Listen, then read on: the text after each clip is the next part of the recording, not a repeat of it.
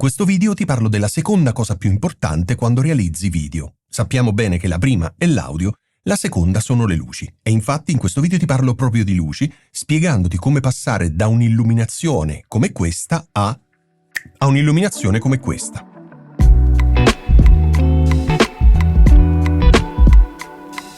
Se guardi i miei video sai che questa è l'illuminazione standard che utilizzo per quasi tutti i miei video. Ok, ma come la ottengo? Come puoi ottenerla anche tu? In questo video ti spiego tutto nel dettaglio in modo che tu possa avere le idee chiare non solo su cosa comprare ma anche su come utilizzarlo. Allora, partiamo dall'inizio. Iniziamo a spegnere le luci e ti faccio vedere una alla volta come ho costruito questo set. Allora, iniziamo dalle luci, quelle lì. Allora, io alcuni ho telecomandi, altri ho app sul telefono. Ok, iniziamo a spegnere. Ok, vedi pian piano. Adesso che cosa ho fatto? Ho oscurato tutto ciò che c'è dietro. E adesso inizio anche a spegnere queste altre luci principali. Tu mi vedrai al buio, completamente al buio. Però poi partiamo subito. Ti faccio vedere. Questa è la situazione iniziale. Situazione iniziale, aspetta, c'è questa luce? Ok.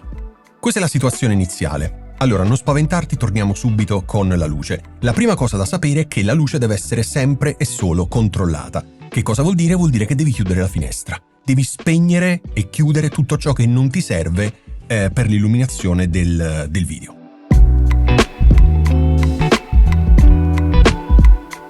Questa è la key light, la luce principale. Aspetta, la macchina mi ha messo a fuoco, sì. Luce principale che si trova qui, alla mia sinistra, sì, è più alta rispetto a me ed è inclinata a 45 gradi verso di me. In questo modo schiaccia le ombre a terra, quindi non hai il mio riflesso, la mia ombra sul muro, ma la schiaccia a terra, ed è fondamentale. E anche se tu avessi gli occhiali, con questo tipo di posizione della luce non avresti riflesso sugli occhiali. Ok, questa è la prima luce. Puoi usare da sola questa luce? No, a meno che tu non stia cercando un effetto veramente particolare. In linea di massima questa luce da sola non basta perché, come vedi, illumina mezzo volto, quindi questa parte qui del volto la illumina e qui lascia una parte in ombra.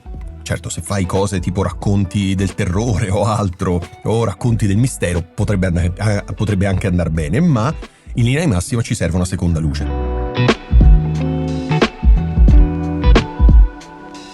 Luce che va a riempire, ok?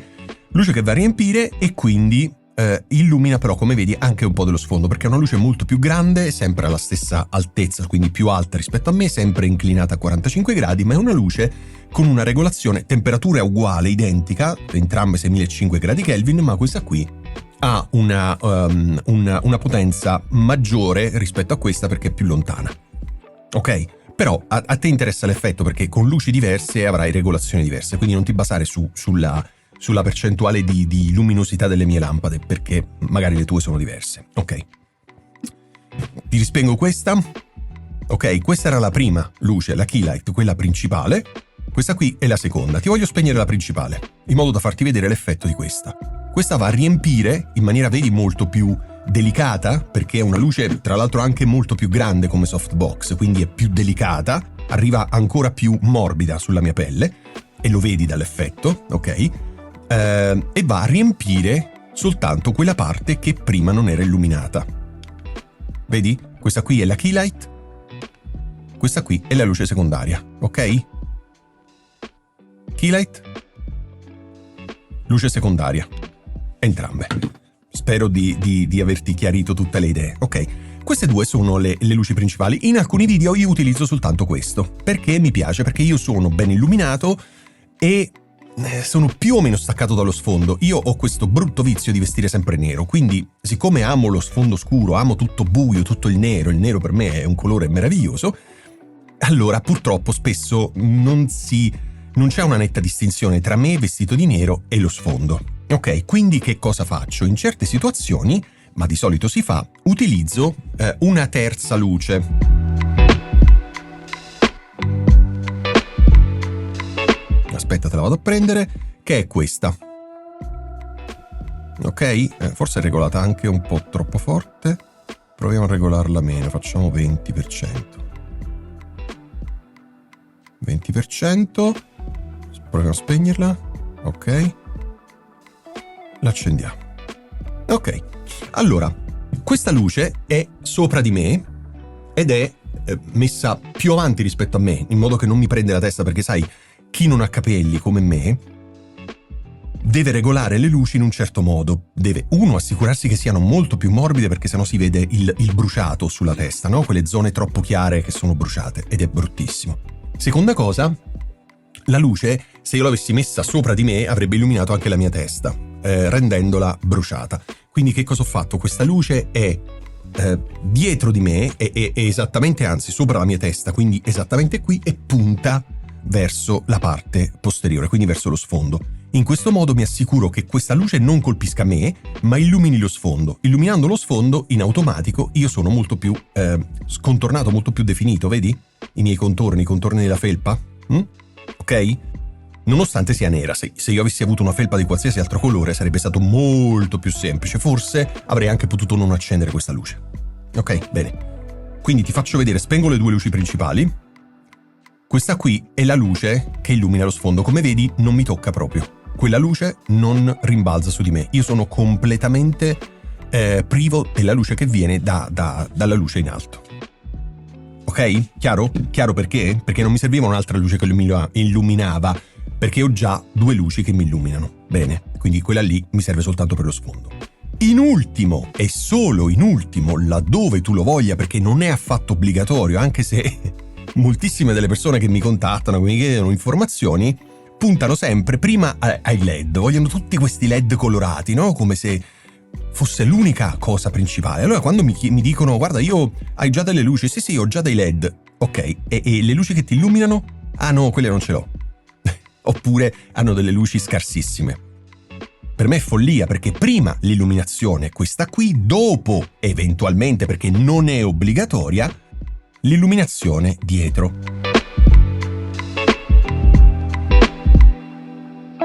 Allora, che cosa utilizzo? Questo è veramente soggettivissimo, quindi non c'è proprio nessun tipo di problema. Io utilizzo questa luce, scusami, che è una lampadina della TP-Link, ma ti lascio tutti i link in descrizione, che posso anche cambiare di colore. Sì, ci sono miliardi di colori che posso utilizzare. Utilizzo questo blu. Non si vede tantissimo perché adesso sono anche illuminato la parte di sopra. Aspetta, ti spengo questa qui. Ok, in modo che tu veda meglio questa luce dietro. Questa luce dietro è effettivamente, ti ricambio i colori. Aspetta, mi sposto.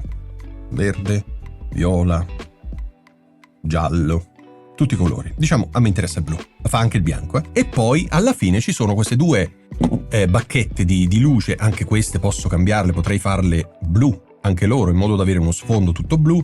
Potrei farle, di solito le uso questo rosso perché fa un po' contrasto col blu, ma qui è veramente super soggettivo. Potrei, come ti ho fatto vedere prima, non averle affatto e andrebbe bene lo stesso illuminando dietro. Adesso ho spento quella sopra, te la riaccendo. Questa è l'illuminazione totale, ok? Allora, come illuminazione totale, sinceramente, quando accendo le luci dietro, preferisco sempre, perché mi piace il set scuro, preferisco averle così. Però se a te piacciono i set molto più illuminati, questa è la soluzione migliore. Quindi ci sono due luci qui, una qui, e lo sfondo veramente te lo lascio libero, nel senso che è veramente un di più, quello è soltanto per abbellire. Ecco, possiamo dire che queste tre luci, soprattutto queste due, sono luci fondamentali per il soggetto, che è la cosa più importante del mondo. Dopodiché ci sono le luci meno importanti rispetto alle principali, che sono in questo caso soltanto quella che ho in alto, che illumina lo sfondo per separarmi dallo sfondo, e in ultimo ancora quelle meno importanti, che potrebbero non esserci, sono le luci RGB, le luci colorate.